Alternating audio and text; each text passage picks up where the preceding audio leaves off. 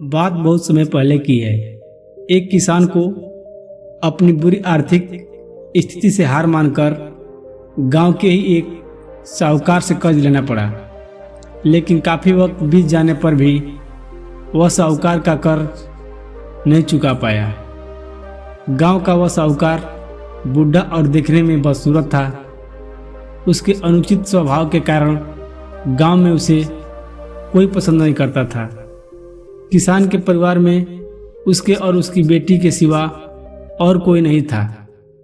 उसकी लड़की बहुत ही सुंदर और अच्छे स्वभाव की थी। किसान ने उसे बड़े ही लाड प्यार से पाला था। वह अपने पिता के साथ ही खेतों में काम करती थी। पर एक दिन उस बूढ़े साहूकार की नज़र उसकी खूबसूरत लड़की पर पड़ी और वह उस पर मोहित हो गया।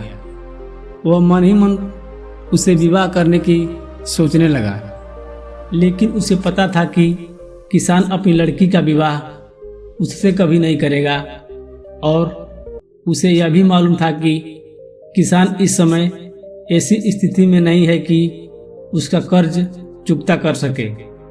इन सारी बातों को मन में रखकर वह स्वयं ही एक दिन किसान की खेत की ओर जाने वाले रास्ते पर जा पहुंचा। रास्ता छोटे छोटे कंकड़ पत्थरों और रोड़ियों से भरा हुआ था। वह किसान और उसकी बेटी दोनों वहीं पर थे। उसने किसान से कर्ज के विषय में बात करते हुए उसके सामने एक शर्त रखी। शर्त यह थी कि अगर उसने अपनी लड़की का विवाह उससे कर दिया तो वह उसके सारे कर्ज माफ कर देगा, वो भी ब्याज सहित। साहूकार की इस अजीबोगरीब शर्त से किसान और उसकी बेटी भयभीत हो गए। उस धूर्त साहूकार ने आगे सुझाव देते हुए दोनों से कहा कि चिंता करने की कोई बात नहीं, इस शर्त का फैसला न मैं करूँगा और न आप, इसे आप अपने भाग्य पर छोड़ दें।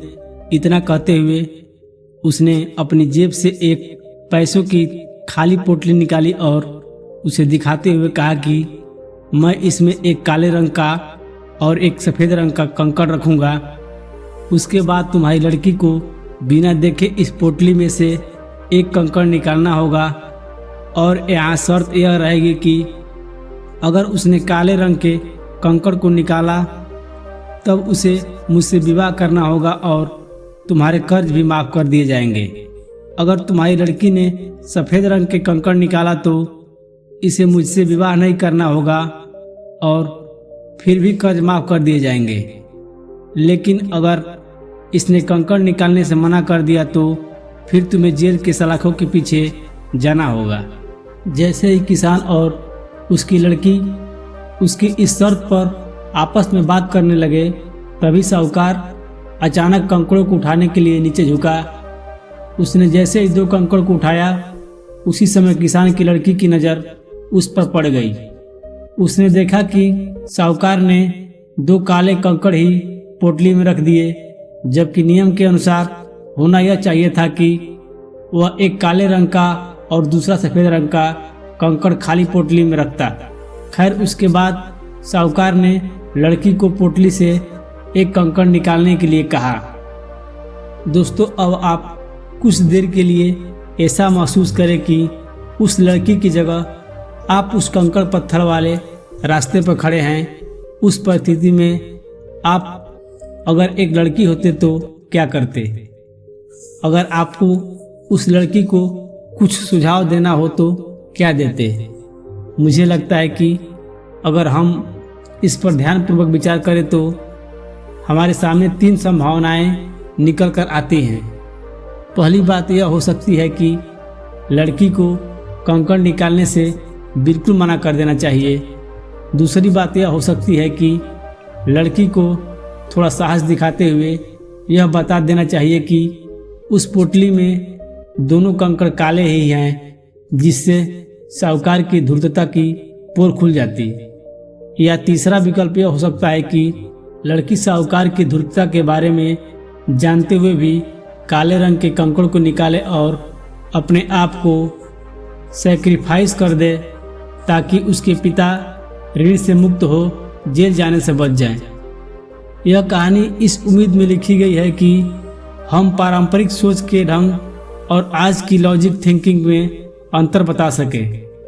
इस लड़की की इस दुविधा को हम पारंपरिक लॉजिक थिंकिंग से सॉल्व नहीं कर सकते। तो चलिए हम ही बता देते हैं कि आगे उस लड़की ने क्या किया।